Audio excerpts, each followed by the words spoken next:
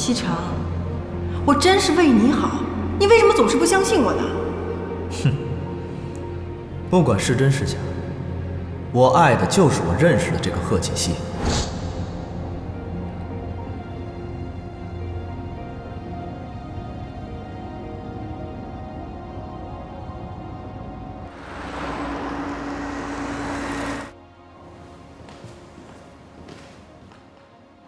回来了，赶快洗手，马上开饭。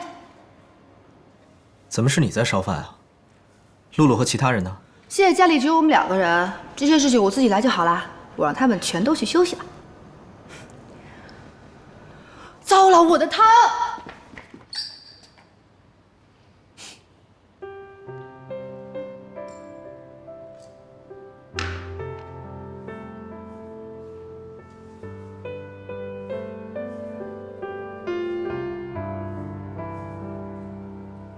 还好没有出乎，吓死我！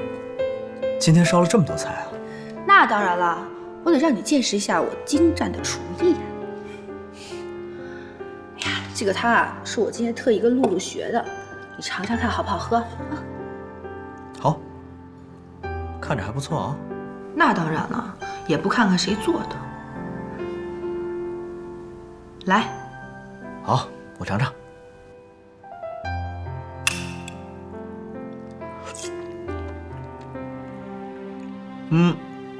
还不错，但是跟露露的肉丸汤比起来，还是差一点。哎呀，本来我在想着以后每天煲一锅爱心汤，可是现在想想还是算了吧。既然人家这么嫌弃，我自己喝好了。哎，别着急，跟你开玩笑呢，小气鬼。你煮的汤啊，我都喜欢。因为不管怎么样，你就是你。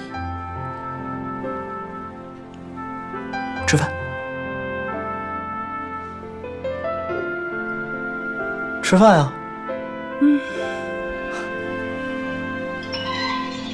赶快尝尝好不好吃？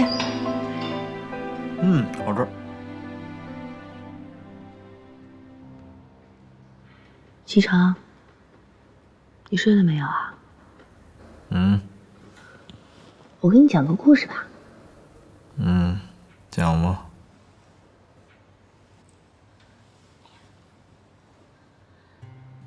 传说很久以前，幸运女神呢亲手种下了一株极为珍惜的小草。这个草呢有4片叶子，每一片代表不同的含义。第1片代表希望，第2片代表健康，第3片是付出，